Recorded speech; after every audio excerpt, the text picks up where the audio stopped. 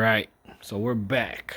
All right, and I calmed down a little bit. I was a little upset from all the shit that I talked. So we just get back into this vinyl, and hopefully I'll get it all out in one shot here.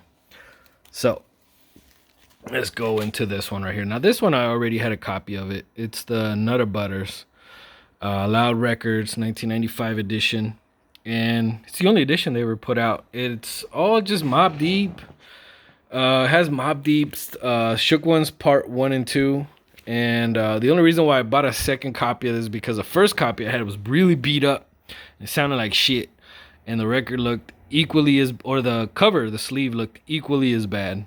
So decided to buy another copy, give it another try. And this one is in very good condition. Shout out to the homeboy Lucio. He's the one that sold it to me for a very reasonable price. I think it was only like $8.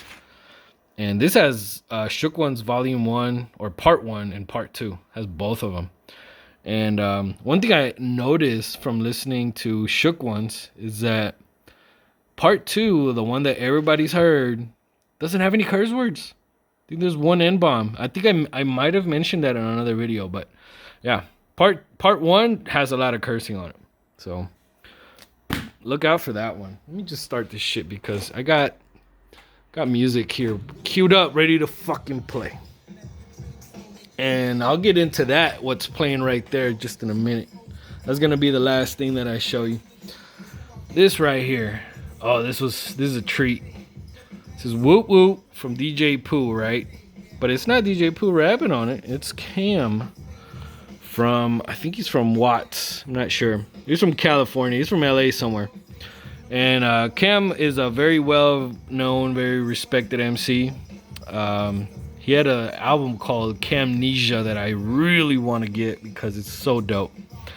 And this is from the DJ Pooh album called something Business, or I don't remember what it's called. I think it says so right here. Bad News Travels Fast. Yep, nothing to do with business. But yeah, Bad News Travels Fast. That's the name of the album. I actually do have the album. It just, slips my mind because I'm, kind of a dummy. Warren G. Do you see what I see every day as Warren G? There's another one that I got from the homeboy Lucio. This is all clean versions. The only thing that sucks about this one, I didn't realize when I got it that it was all clean versions. I probably wouldn't have gotten it, but the sleeve is kind of slick. It's kind of cool. It's from the Warren G Regulate G-Funk era album. And it's a great single. I mean, other than the fact that they're clean, it's a great single. I love it. This is something that I'm going to be bumping frequently. Something else I'm going to be bumping frequently is Mack 10's Faux Life from the first album called Mack 10. That's right. And this has just the LP version and a radio version. See, that's how singles should be. Just give me a clean version and an instrumental maybe, if you're being nice, and a radio version. I don't need much. If you want to give me an acapella, I'd fucking take the acapella because acapellas are fun to play with. But, granted, not every single is going to have that. But Mack 10's Faux Life, great single. Next one, Five Dogs, Flawless, Let Me Find Out. That's the other side. So Flawless is a track that one of my best friends growing up really fucking loved. And I found this shit for super cheap, so I decided to buy it. And here it is. Another one. I actually got this one from the homeboy Lucio as well. Street Dreams from Nas. This is from the album It Was Written, his second album. And this is probably the first shit I ever heard from Nas when I was growing up, because all of Illmatic, like, I legit missed out on that shit while it was fresh out in the ether. I didn't get to it till maybe like around late 90s is when I first heard it, because I remember, man, back in the 90s, if you didn't have the CD, you just never heard shit. A lot of times, if you didn't have the CD, you weren't even aware the shit existed. You would have to like read deep into the source, and once in a while they'd mention some shit that came out years before. It just wasn't like it is today where, you can just look shit up and read up on all the history about it. or particular artists and particular albums, things like that. It wasn't the same back in the 90s. So yeah, 1996, Street Dreams from Nas, great single to have. Oh, it also has Affirmative Action, which is a great song. So both sides on this shit are great. Street Dreams and Affirmative Action, great shit. Let me see, one of my favorite artists of all time, Tupac, Keep Your Head Up single. It's got the LP version, and it's got a couple of remixes that I never heard before.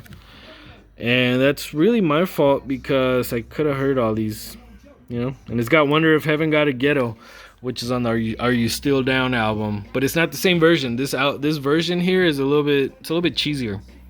Not gonna lie. But yeah, I like this single. I wish I had the one with the cover art, but whatever. I'll take them as they come.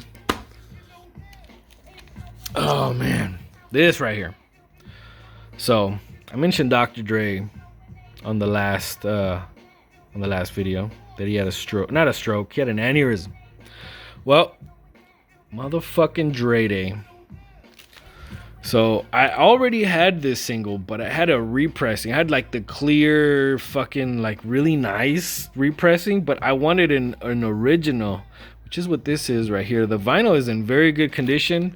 The sleeve is kind of beat, if you could tell. Look at that shit. It's got some water damage and whatnot.